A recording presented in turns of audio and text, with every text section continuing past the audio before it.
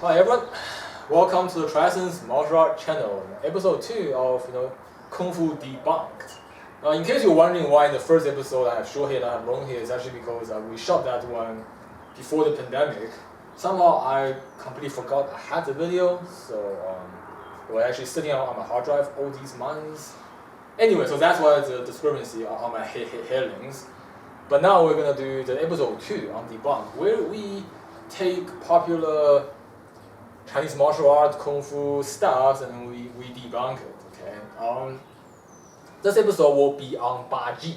Now, before I start, I'm just gonna say that I have nothing against Baji. In fact, I believe that Li Shuwen, right, one of the most famous Baji masters from the Republic era, he was one of the top hands of the Republic era, right? If I were to put masters of that era in tiers, he would definitely be the first tier master Li Shuwen. So I have absolutely nothing against Baji.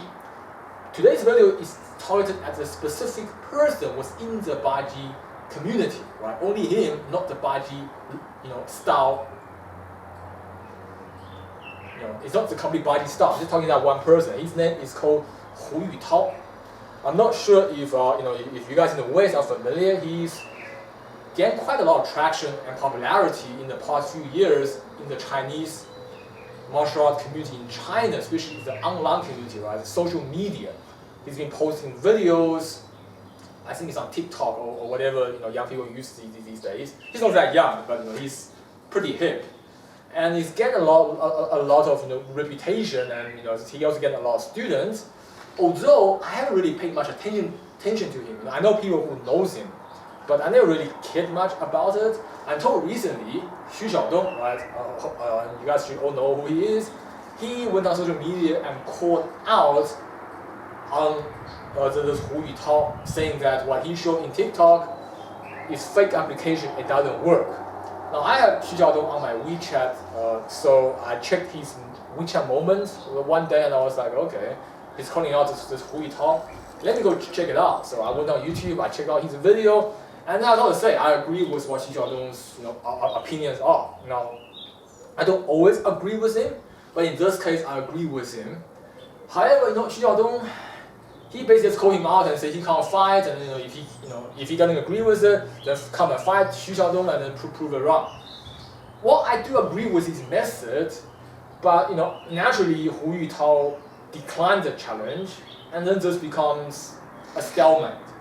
Whereas Xu Xiaodong say it doesn't work, Hu Yutao say it does work, and then the viewers just believe whichever person they want to believe.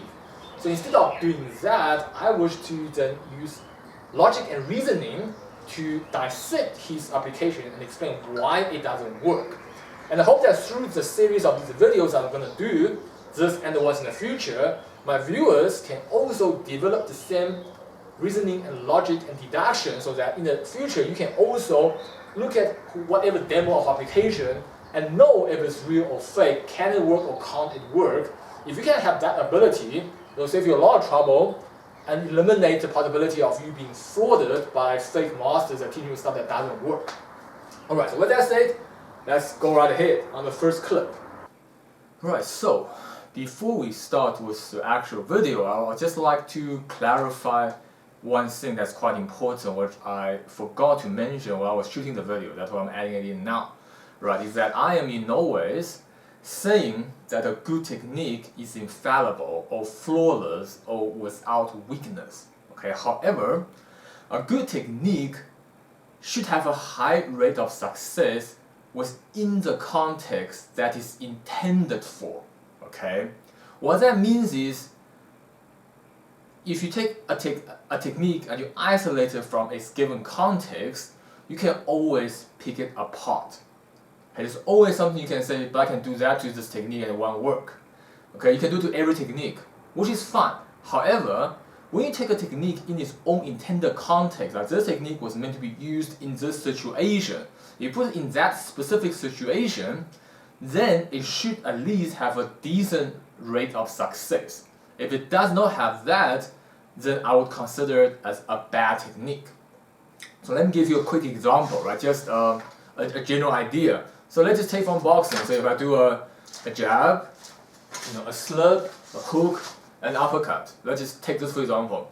if you take this technique, or this combo, if you will, isolate it, you can say, okay, while he's ducking, I can, knee him in the face. Or, I can punch him in the head. You can kind of, always pick it up, while he's ducking, I can step back and side kick him in the face. You can do all of that. However, if you take it in this given context, right, which is I lead with a jab, and when I get a response, which is a left-sided hook, I slip under it, and then I come back with my own hook, and whether that connects or not, it doesn't matter. I'm going to hit and then follow up with an uppercut. So ideally, the hook will connect, and the uppercut will connect, and that should knock the guy out. But even if it doesn't, even if I slip under and he defended the hook, I could still connect him with uppercut. And even if he defended both, I'm not losing, alright? We're still 50-50, fair and equal. And that's what makes it a good or a decent technique. Because within that context, if I lead with a jab and he comes with a hook and I slip under, he can't knee me in the face, he can't step back and kick me in the face, he can't jump on me, he can't lean on me, he can't do anything else because he's preoccupied with a hook of his own, and I'm ducking that hook. So in that given context, this technique works, okay? And even if the attack afterwards fails, you're not losing, you're not putting yourself in danger. So in this example, in this given context, this combo is perfectly fine.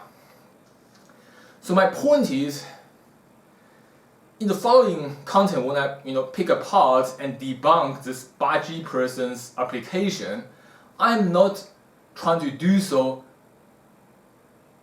by isolating it away from its intended context. I'm actually doing it within the context that he gives. And if in that context the technique have problems, then it is a bad or failed or a fake technique. Okay, so the point is, I'm not trying to nitpick at any technique, because you can do that to any technique if you ignore the context. But when you put it into the context, it should need to work. If it doesn't, then that is a bad technique. So I'd like you to all keep that in mind when you're watching the content that comes after. 上步不许跑，打。那跟人家打手的时候，如果一打手一进跟体的话，这是第一步，上步打为3，一裸了一进腿。 Okay, so from this clip you can see that he is criticizing on the conventional usage of this move called Cheng Chui, which looks like this. So you start off in the Baji form. I have a lot of knee injuries, so I'm not going to bend my knees too much. So it's here, you do this, and then you do that. This is perhaps the most signature move in all of Baji. For those of you who ever played the video game called Tekken, the guy called Paul Phoenix, right? You know Paul Phoenix? Yeah. And he has this punch where he just goes like this, and then he hits you and the guy flies, right? Yeah. It's like a classic example of a noob stomper. Right? You pick him and you stomp noob because people who are not experienced in the game don't know what to do. It covers a great distance and it hit a lot of your house ball away and it knocks you flying. When you get back up, you do it again. I used to stomp noobs like that in the arcade. Back when the arcade was still the same. So this is one of the most signature moves in Baji. Now going to Hu Yutao, I'm not going to play his full video where he's talking Chinese. I'm just going to give you a summary. He's saying that if you do this to a guy, you're not going to get it, so he's going to run away. Therefore, he said this move is not used like this. Instead, he showed the way he used it. The first problem was his claim, is that if this punch was not meant to be used like this, then on the same logic, what about Xing Yi's Beng Quan? Although Xing Yi's Beng Quan is not exactly the same shape, right? This is like Hao Tang Huo Shang, Xing Yi's Beng Quan is more like this. But it's the same idea. You start from neutral position, you step and then you do a punch. What about Tong Bei's mid punch, Zhong Quan? Right? We start starting from here and we do that. So all of these punches should be wrong because if the one doesn't work, the other can't work either because they're essentially the same tactical approach to a hit. And by extension, then Guo Yunshen, right, the famous Xing Yi master who used Beng Quan only to defeat a lot of people, he will have to be a fraud. Because in the stories, he only uses Beng Quan. He doesn't set it up with other moves. He comes out to a guy and he Beng Quan the guy. We miss it, he will Beng Quan him again. That's how he won only his fight. So if what Hu Yutao says is true, then Guo Yunshen must be a fraud. And that can't be the case, therefore, Hu Yitao can't be telling the truth. Now, this isn't a video about Beng Quan, but just to give you a rough idea, how you would make this work is to wait for the time where he is attacking. Right? Conventionally, when somebody is, I've talked about this in my other video on the correct and incorrect method of combat, but just to quickly recap, conventionally, when somebody attacks you, you step back, and then when he finishes, you attack back. It's like back and forth. We try to, to play distance. In internal martial art, like with Beng Quan and Wu Xing Tong Bei's Zhong Quan, what happens is when he's doing an attack, you basically either you parry and attack at the same time, or like in our Zhong Quan's perspective, we do what we call a pao. So we here, and then we do that, or we do here. So we do it at the same time, which is what enables this kind of approach where we don't launch the punch while the guy is in neutral position. You then, yes, I'm going to do that, he's going to block or he's going to run back. But if he's actually trying to attack me, then he's not going to be able to run back. And that's what enables me to attack him.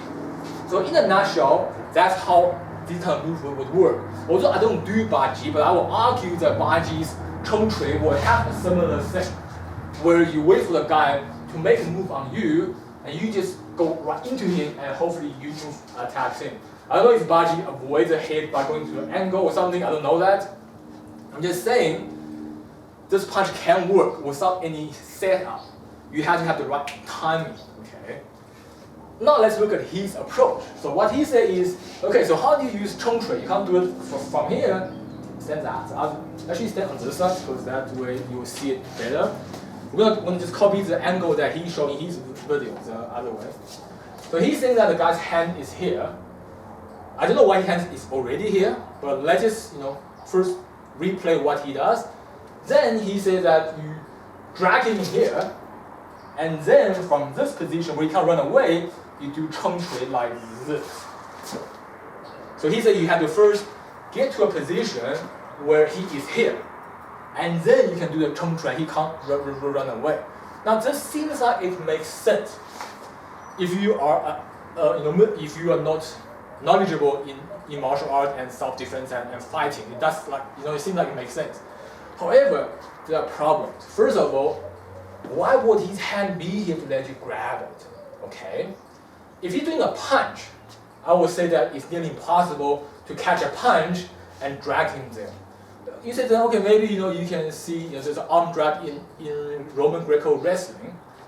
But that's when in Roman Greco wrestling, they are not punching each other. Their hands are trying to to do the wrestling stuff, right? So there you can do an arm drag. So I'm not saying arm drag doesn't work, but it doesn't work in a striking distance. And second of all, we didn't rehearse this, right? So what is the first thing come to your mind when I do an arm drag? Back or like to punch something. Okay, let's say you couldn't from the back, so I'm already here. You see, that's your next problem, right? The guy's not gonna, this hand is not suddenly not here anymore. So the moment I'm dragging him, he's doing stuff. He's gonna try to hit me on the head, or at the very least, he's gonna then try to slip under my arm and do an underhook. No, not a tackle. Underhook is like this. Okay. So when I'm dragging his arm, he's gonna then try to underhook is like, yeah. Then you get into a resting position and you can't do that punch anymore. Okay? At least I would say if I'm being arm dragged, arm drag is so his arm drag is holding here, and this one drags there, and then he drags it through there. I would then try to stick it through here to get into a superior position. And in this case, that punch is not coming.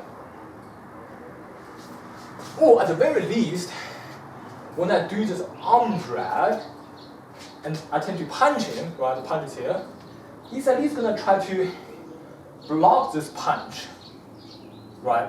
He's not gonna let this punch connect. If I do this, it will be here, and it will be in the struggle, okay?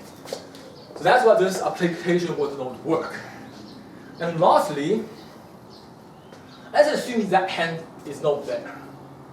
There's still the problem of are you punching or are you pushing?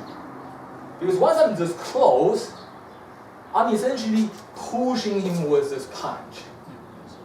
Okay, there's not enough distance for it to be a punch for impact. So which means even if I succeed, or let's say his hand got in the way, but I still managed to punch him, it will be a push, it will not be a punch.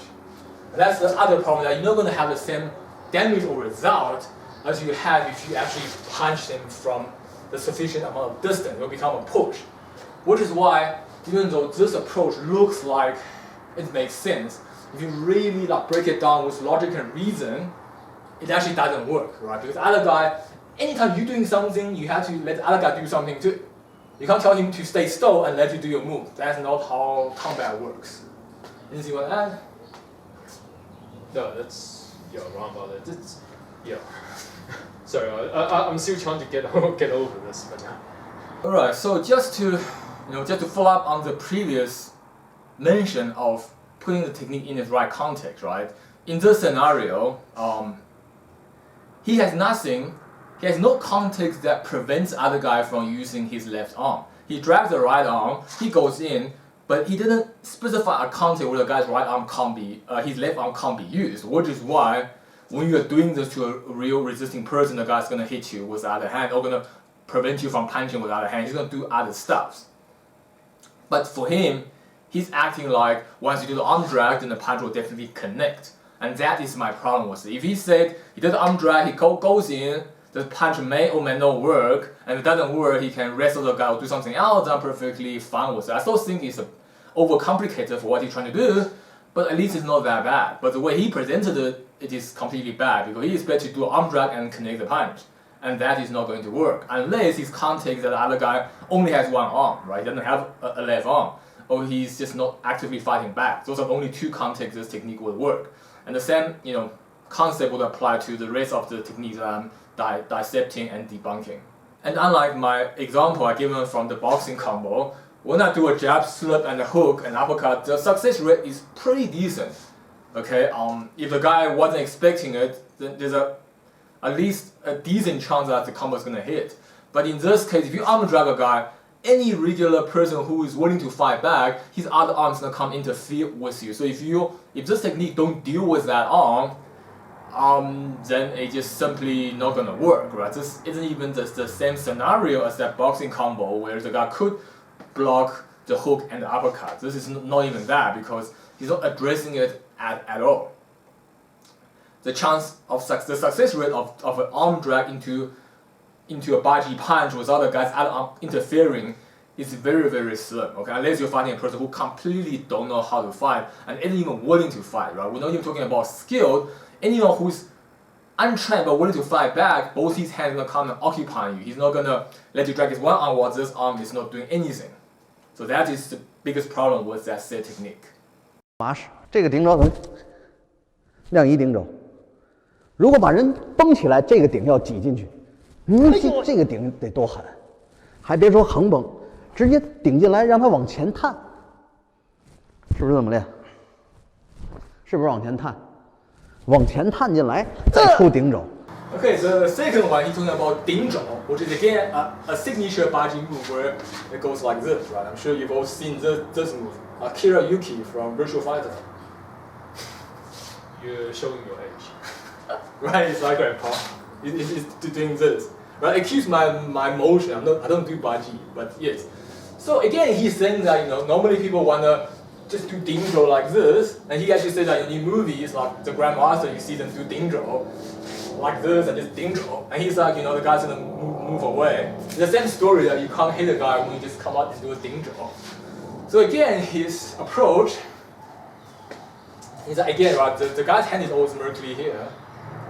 Unbeknown why the arm is here, but let's just assume that the arm is here. Let's say it's like a punch. He actually thinks that 顶肘 you have to catch him in this position, and then once you got him here, then you can 顶肘 and he can't run away. You can either 顶肘 this way or that way or upwards. So I gotta say, if I catch him here, then yeah, I can 顶肘. But how are you gonna catch his arm? If it's a punch, I'll tell you with certainty that you will not be able to catch this. because so if you're doing a punch, this arm at the base is going to catch the elbow retracting, and it's going to hit you right on your soft spot. And it's going to be a lot of pain. And you don't have enough power to stop this retraction because there's a lot of force from the elbow, and you are not in the optimal position to stop that from happening.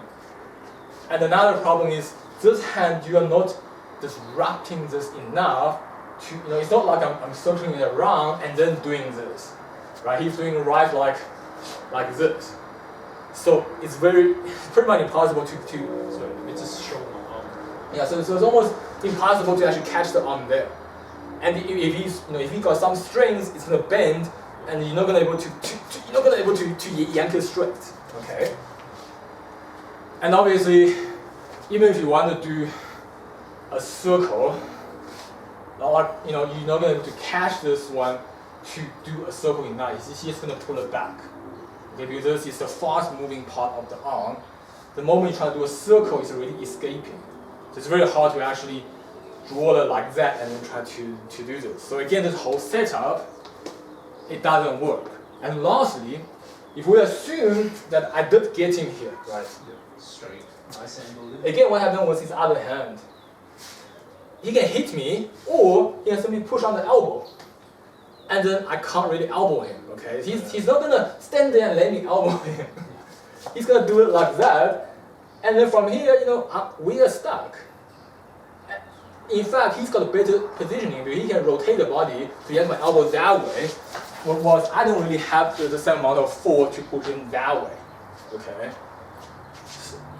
And then from there, it will just become a tackling, and if he knows a bit of throwing and wrestling, he's going to have a way better advantage. So again, this example of something that looks nice to beginners and uninformed people, but if you examine it with reason, it's pretty much stupid. It's so far-fetched. The guy is like, he daydreamed this application. That definitely does not come from practical testing. Anything to add?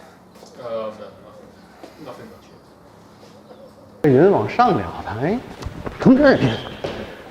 So over here, he's trying to show body work. So again, the guy's hand is here. So he's saying that he's doing 云手, which is called cloud hand. So he's basically saying he's going to do 云手 here, and then he's going to use 身法, which is body work, to go here and do another 云手, which then throws the guy completely off balance. Again, it looks really cool, It's like he's not using a lot of force, but the guy actually gonna fall really hard on the floor.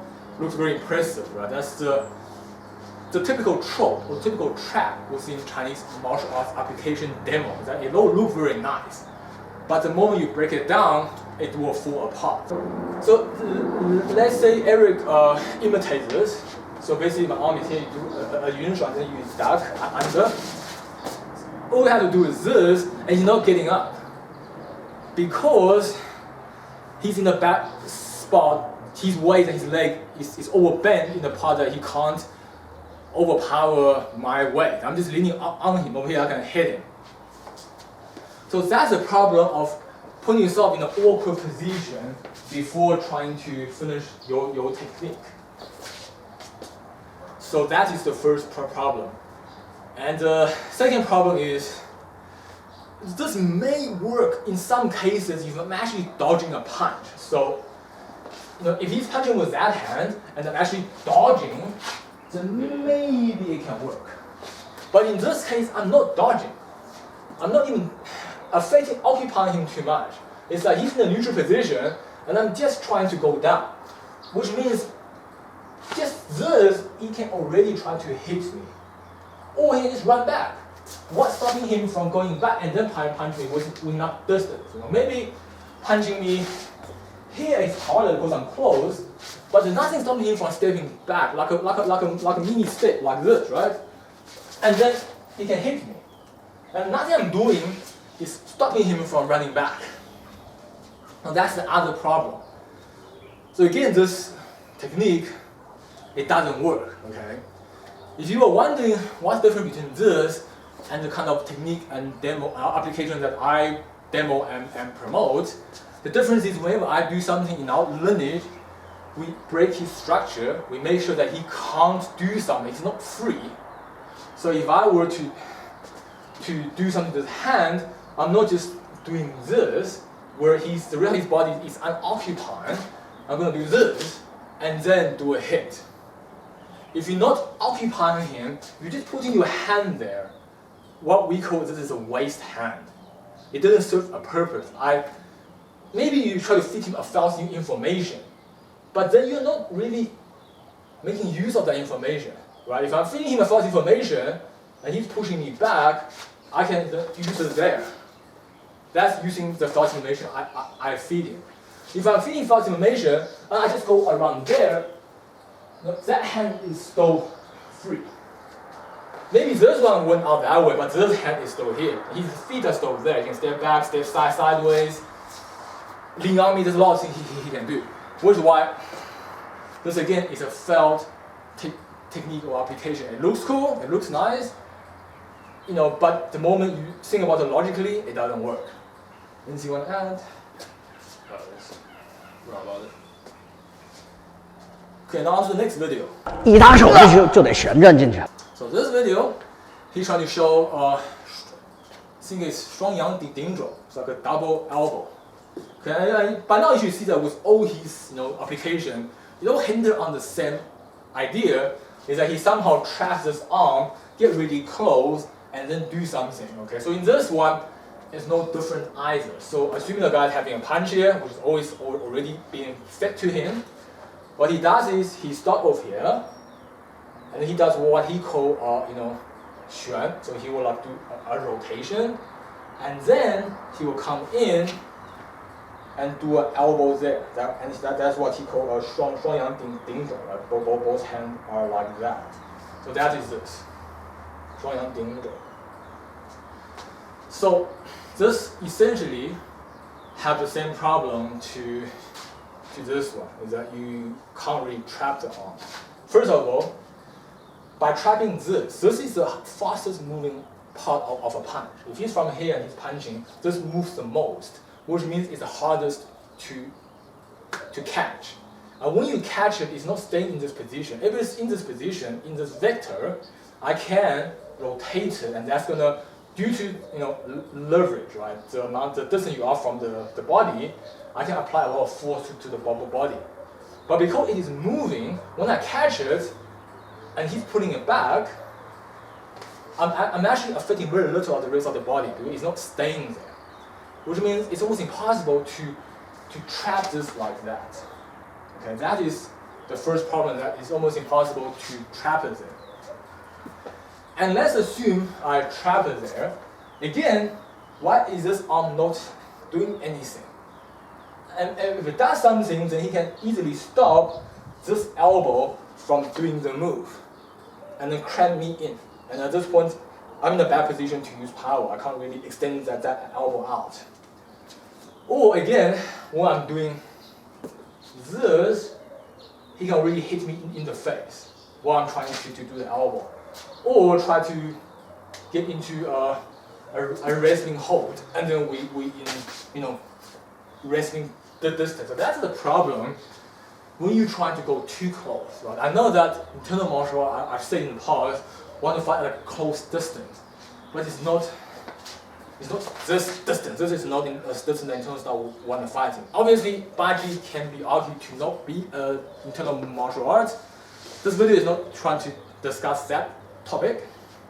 But the point is, any striking art, if you get to an underhook distance, you are simply too close for any striking art to function efficiently. What I mean by internal martial art, when you fight at close distance, it just means that I don't want to be trading punches at the punching range. I want to do this and get in this range. That's all I mean by close the distance, but I don't mean going to hugging range. Over here, in this range, whoever knows how to wrestle is going to win. Internal martial arts is not going to help you. If you get in that range, wrestling is the only language you're going to have to speak. Which is why I don't know why him, which is a Baji guy, and clearly he has no real knowledge to wrestling, constantly trying to from a better advantage, a more advantaged position, go into a less advantaged position where he's forced to deal with people who can wrestle. That's actually a very stupid approach, in my opinion. On to the next video. 长靠近，如果加长靠近，呦喂，郝老师，这是要出单样顶肘，加上跟蹄步，对吧？ Okay, so this is like a variation of that, and I think according to him, it's more like an upgrade. So instead of just taking the arm out and doing the ding zhou, he's saying that he's doing this, and then he's gonna shoulder ram the guy, and once the shoulder ram connects, and then he's going to ding zhou. So it's like a two-hitter, right? So slowly is here, and he's gonna do this, and then he's gonna ram, and then do that. Obviously, I'm not copying him precisely because I don't do Baji, but you get the idea. Watch his video, you're gonna see the proper execution. Again, problem to this, trapping the arm is the same problem, right? If his arm is going in a fast pace, you are not gonna be able to trap it.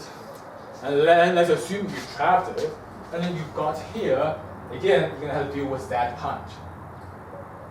And furthermore, now that you've rotated this outwards, why are you stopping this from coming back up and hitting him in the face? Or in the head, not in the face. Think about it, right? He can very well carry on that momentum and hit you right at the back of the head. And this shoulder ram is not even going to connect. And furthermore, he can simply do that while taking this step backwards. And then you're not even in the shoulder ram distance. And the wrist will just fall apart. Okay? And even if he doesn't do that, as long as his arm comes back up, he can wrap around my head. Well, not a Japanese high school thing, man. Just like wrap around it and pull slightly that way, and I'll be off balance. And this elbow is not going to be able to come up because he's controlling my weight here.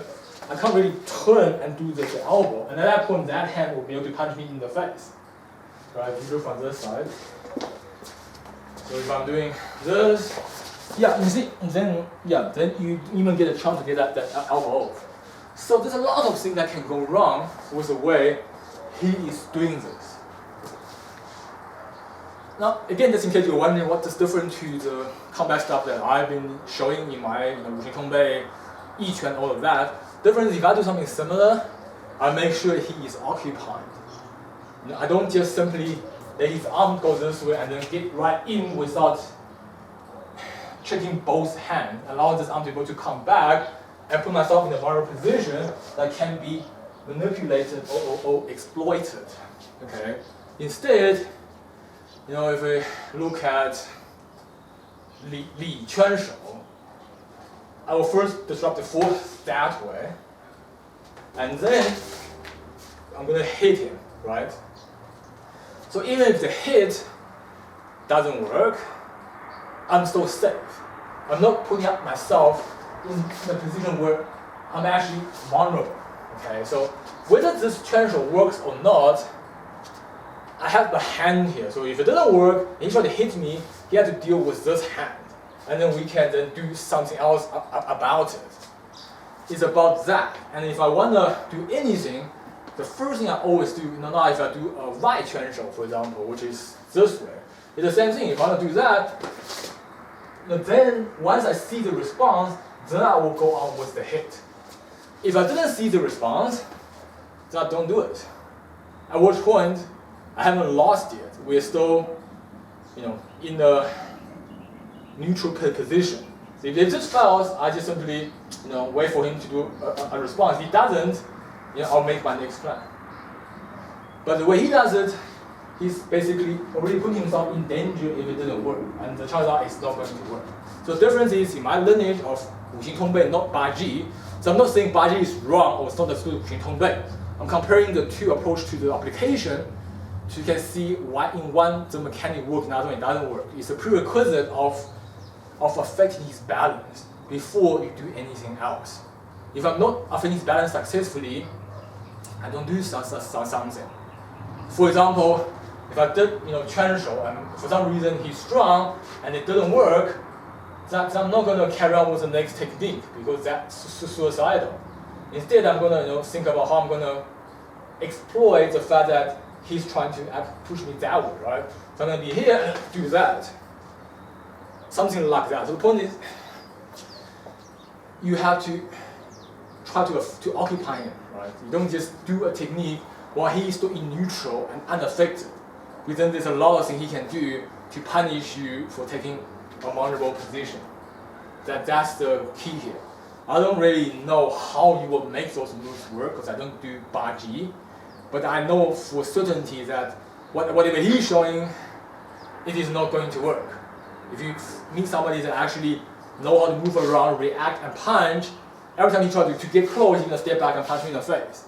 He's gonna step to the side, punch me in the face. Every time he tries to grab me, he's gonna punch me in the face, and he will get punched in the face so many times that he's gonna get KO'd before he can even get into this range to do any of his technique. Anything you want to add? No. So the moral of the story is,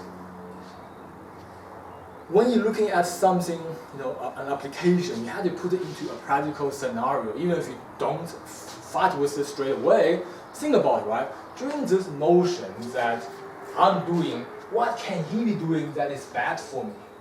That's what you need to ask. I need to ask, can I do something to prevent him from doing that bad thing to me? If you can't, then this technique does not work.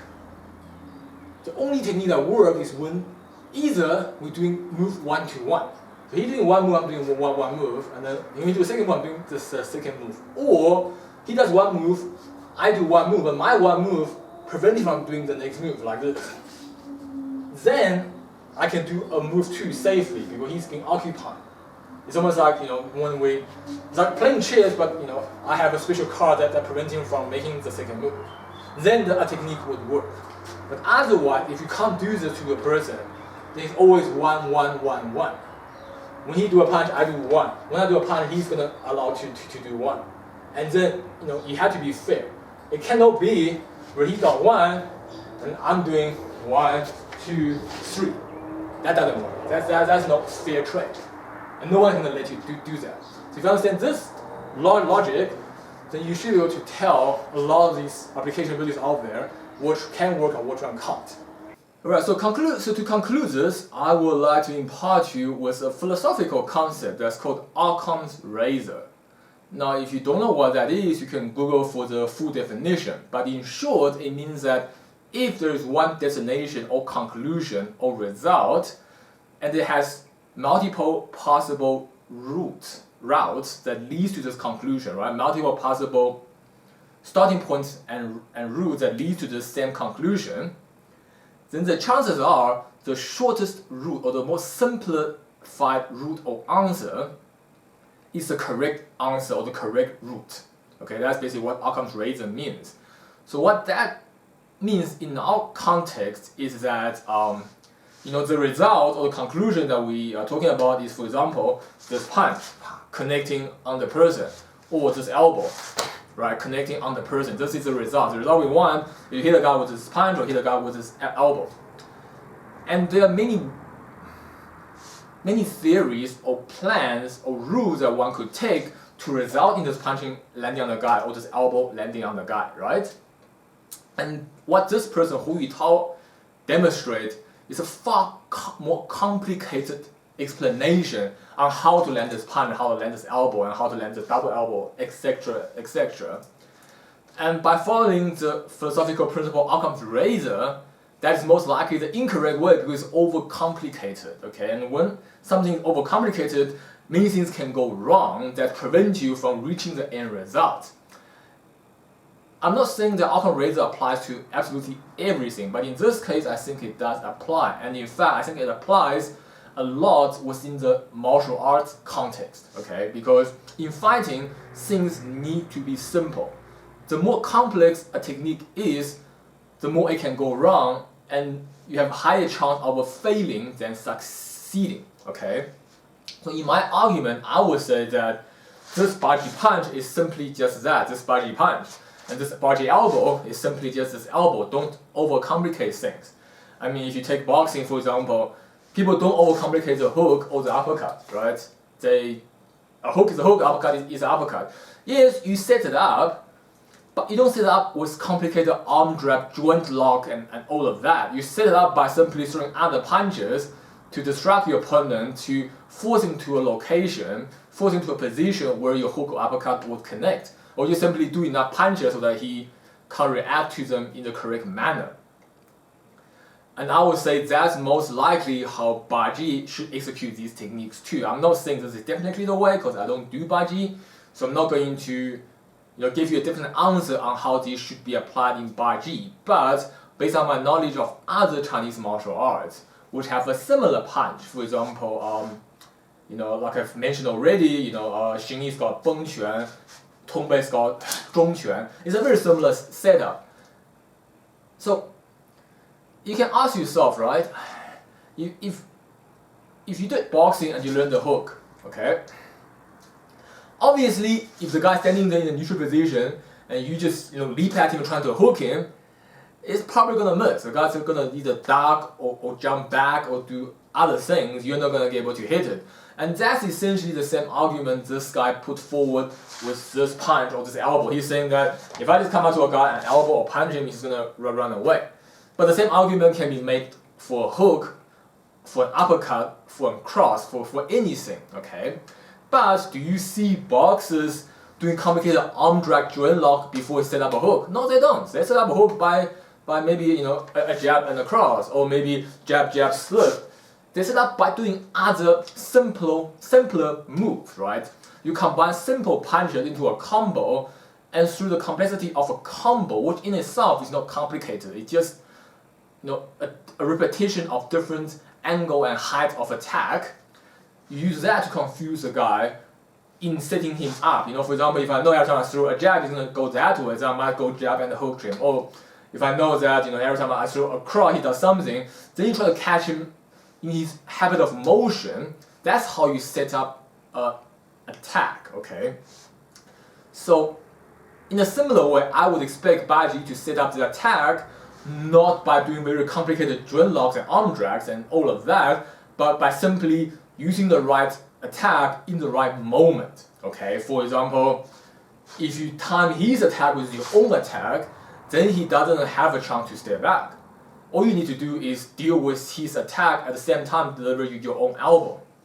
And unfortunately, I don't have a partner right now, so I can't show you how that could be done. And even if I did, that's not really Baji, it's just my own interpretation of how it possibly could work. So the point is, setting up an attack is essential to connect to the guy. You can't do any technique to a guy just standing in a neutral guard position because he can always react by stepping back.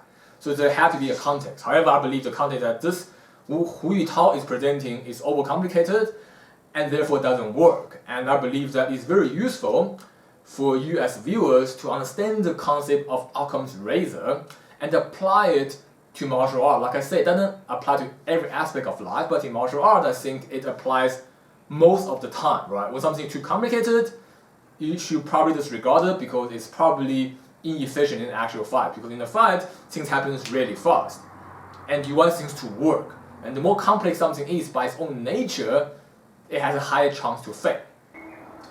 So I hope this video has been making sense to you. I hope you enjoyed it. And if you have any particular application video or something that you want me to analyze, to do debunk, you're welcome to link them to me, and I'll try my best to get to them. Right? Anything you want to add? No. Okay. So thanks for watching this video, and if you enjoyed our content, please subscribe me on YouTube so I can get the latest update on content. And if you can, please support on Patreon. I would greatly appreciate it. To allow me to to create quality videos on a more consistent basis. And I want to give as always, I want to give a shout out to all my Patreon supporters. Thanks for you guys' support that enables me to have more time in training and also making videos that will help to educate the martial art community in general into understanding what is correct and what is incorrect, what is real and what is fraud. Right, so thanks all my Patreon supporters out there. I wish everyone to stay safe and healthy during this pandemic, keep your social distance, and keep your wits about you. Thanks for watching Triassic Martial Art channel, keep well, and I'll see you next time.